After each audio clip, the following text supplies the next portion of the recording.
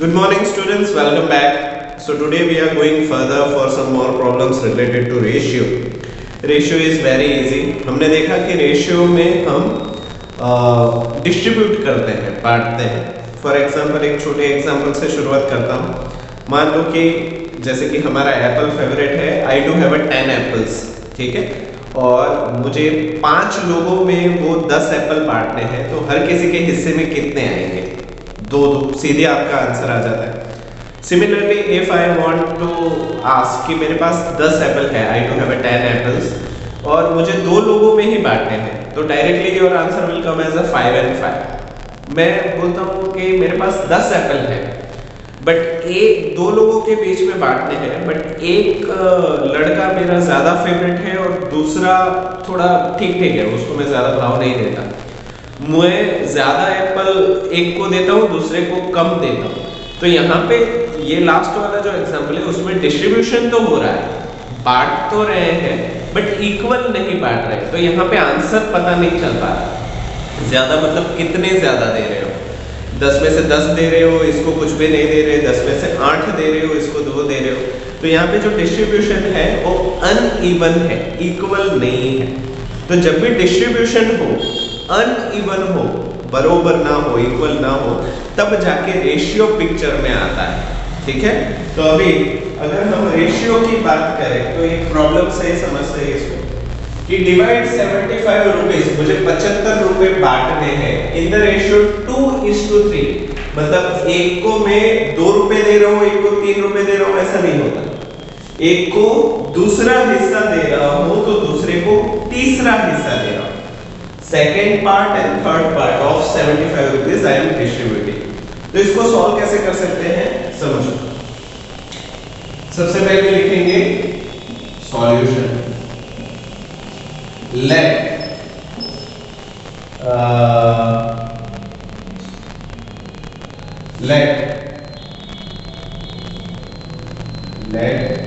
रवि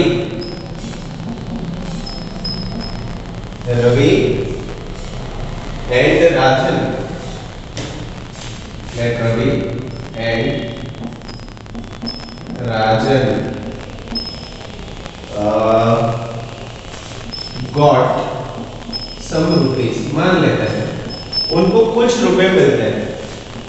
कितने हैं वो अभी हमें ढूंढना है. some rupees.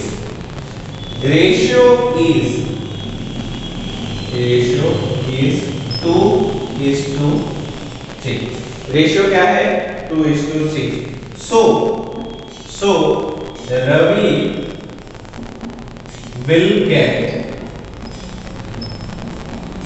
2x. रवि को 2x रुपए मिल जाएंगे. अभी x कितना है वो हमें पता नहीं, पर मान लो जितना भी है उसका दूसरा हिस्सा रवि को मिल रहा है. एंड राजन will get, अभी पता है रवि को दूसरा हिस्सा मिलता है तो राजन को तीसरा हिस्सा इज इक्वल टू 3x. अभी जितने भी 75 रुपए हैं वो इन दोनों में ही बट रहे हैं, इनके अलावा कोई तीसरा तो लेके नहीं जा रहा. नहीं, तो अगर हम इन दोनों को ऐड कर दें तो ये 75 रुपए ही होंगे, उससे ज्यादा या कम तो होने नहीं वाले. So what we are doing, total money is 75 rupees. Total 75 रुपए है. अभी टोटल मतलब रवि के पैसे और राजन के पैसे. तो रवि शेयर, रवि के पास जो रुपए हैं वो प्लस राजन शेयर, राजन के पास जो रुपए हैं वो दोनों मिला के 75 रुपीज होते हैं. ऑब्वियसली बात. रवि का शेयर कितना है? 2x. राजन का शेयर कितना है? 3x is equal to 75. 2 and 3, x and x like terms है, डायरेक्ट एडिशन करो तो 5x is equal to 75. So x is equal to 75 upon 5. So you know that कि 5 1s are 5, 2 5 5 5s are 25.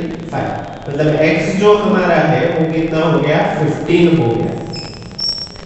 इस हिसाब से मेरा कितना होगा?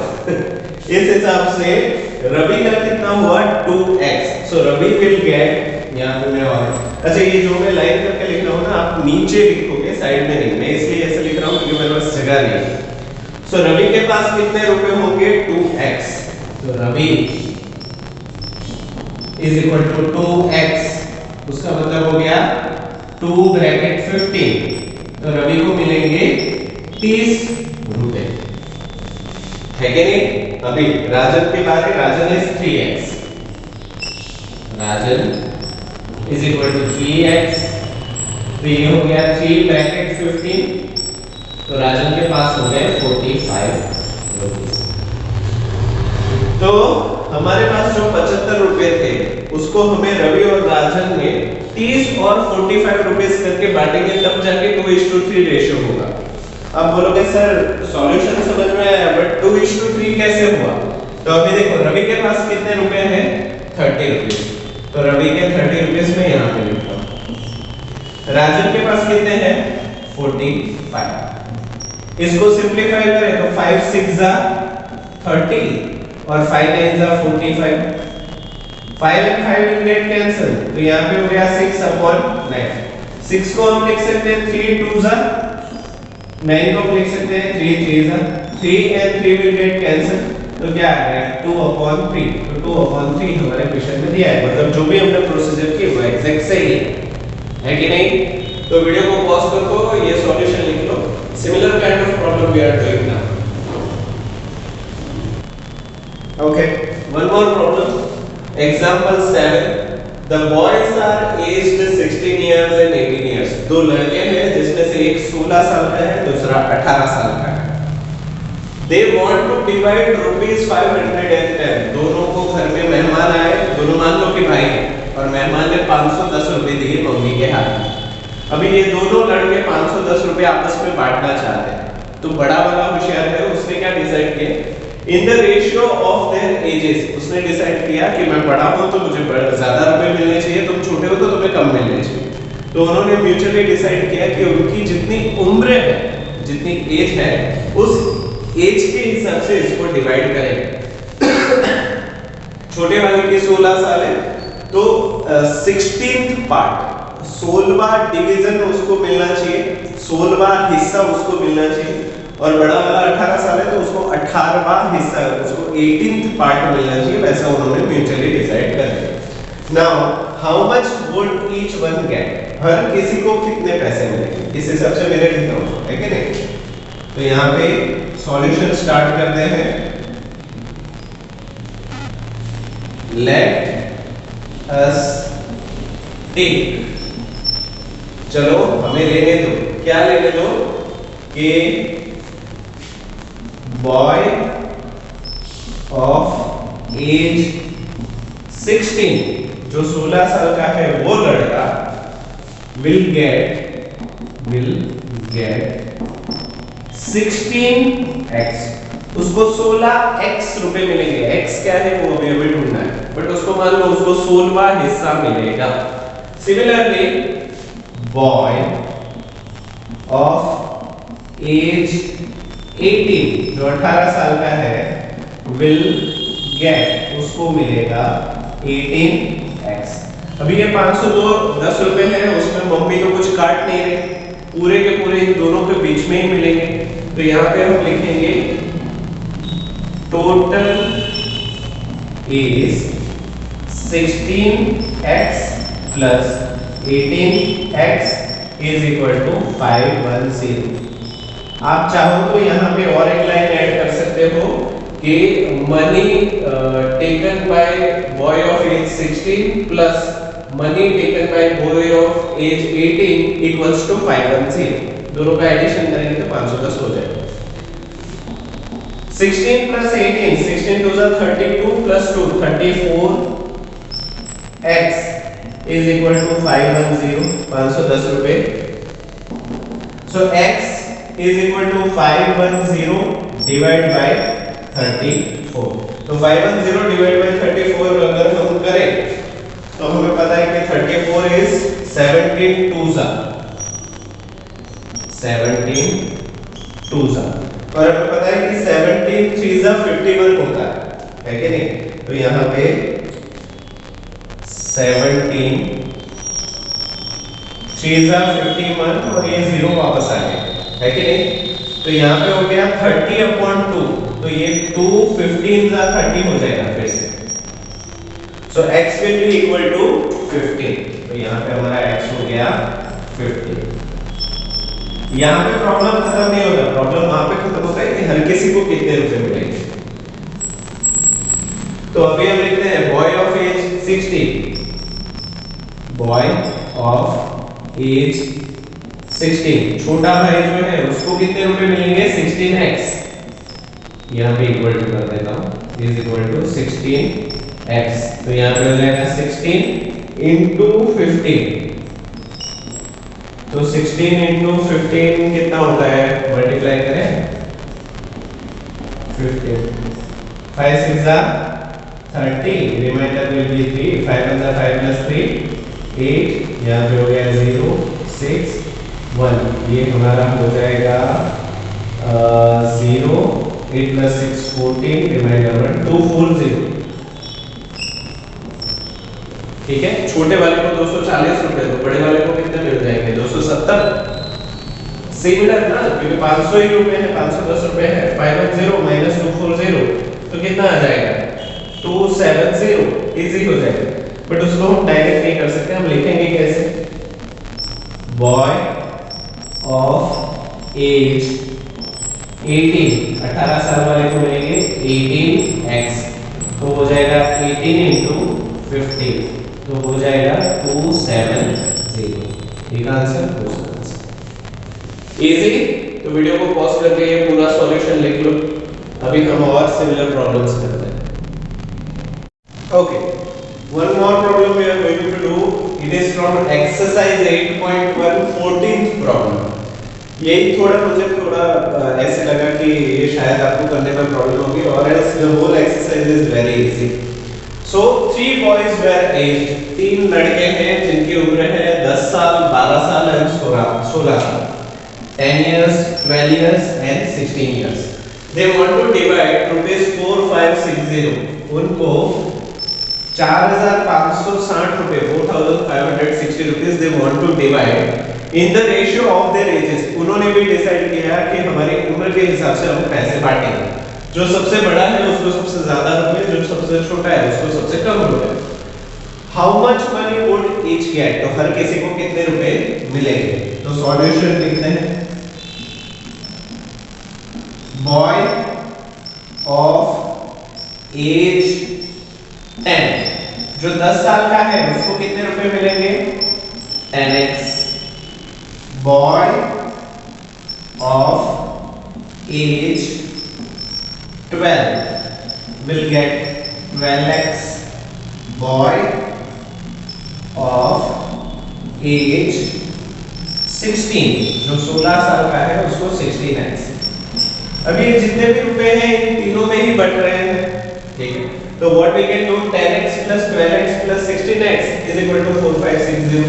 So यहाँ पे हम लिख सकते हैं 10x plus 12x plus 16x is equal to 4560। ये सारे लाइन टर्म्स है 10, 12 and 16, 16 plus 10 that is 26 plus 2 28 plus 8 plus 10 38, so it will be equal to 38x equals to 4560। यहाँ पे x और 38 मल्टीप्लिकेशन में होने की वजह से 4560 होल डिवाइड बाय 38।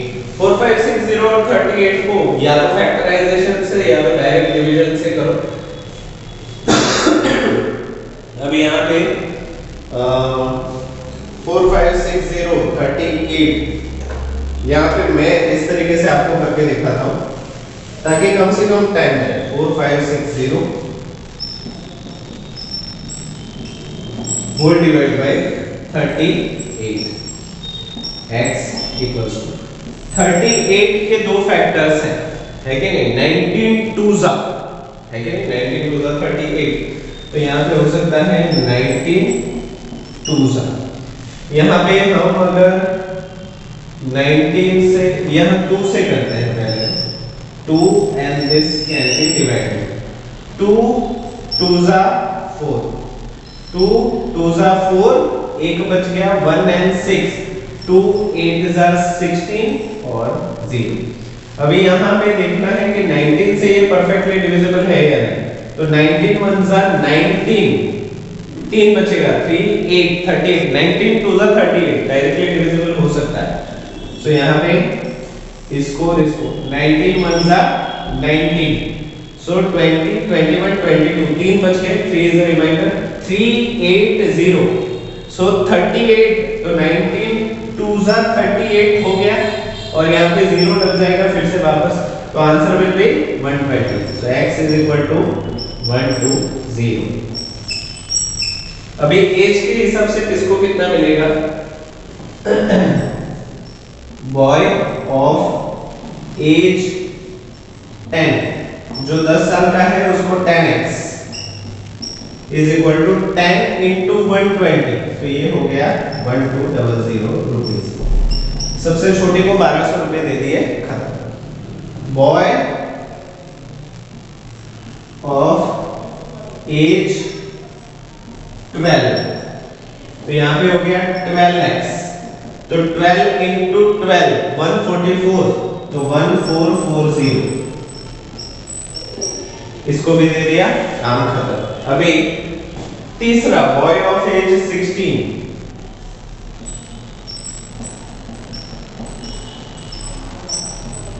उसको मिलेंगे 16x तो ये हो जाएगा 16 इंटू 12 16 इंटू 12 हम करें तो कितना हो जाएगा 16 इंटू 12 2 6 जा 12 रिमाइंडर 1 2 1 जा 2 प्लस 1 3 1 6 जा 6 1 1 जा 1 ये हो गया 2 6 प्लस 3 9 1 तो 1920 यहाँ पे हो गया 1920 रुपीस। तो इनका एडिशन करके देखो फिर से इतना आ रहा है तो हमारा आंसर सही है। 0 0 0 0 4 plus 2 6 4 plus 9 plus 4 13 13 plus 2 15 remainder 1 तो हो गया 4 4 5 6 0 थे, हाँ 4 5 6 0 थे, मतलब हमारा सब कुछ सही है। ठीक है, तो आज के लिए इतना ही और इसी के साथ एक्सरसाइज 8.1 के सारे प्रॉब्लम्स हो सकते हैं, इतनी हमारी कैपेसिटी हो गई है। So homework will be exercise 8.1 all the problems. ठीक है, सारे प्रॉब्लम्स आपको खुद से करने हैं, कोई भी प्रॉब्लम मुश्किल नहीं है, डोंट वरी। और फिर भी आपको कोई प्रॉब्लम ऐसा है डाउटफुल लगता है जिसका आंसर मैच नहीं हो रहा तो आप मुझे बताना, मैं फिर से सॉल्यूशन करवाऊंगा, डोंट वरी। ठीक है, और मेरा सजेशन यही है कि when you are solving a problem solve करके बैठ मत जाओ, पीछे उसके आंसर्स दिए हैं। ठीक है, तो आंसर्स को टैली करना सीखो। Okay, so from next class we are going to start equivalent ratio. जैसे इक्विवेलेंट फ्रैक्शन था वैसे ही equivalent ratio we are going to start in the next class. तो आज के लिए इतना ही। वीडियो को पूरा देखने के लिए आप सभी बच्चों का थैंक यू सो मच।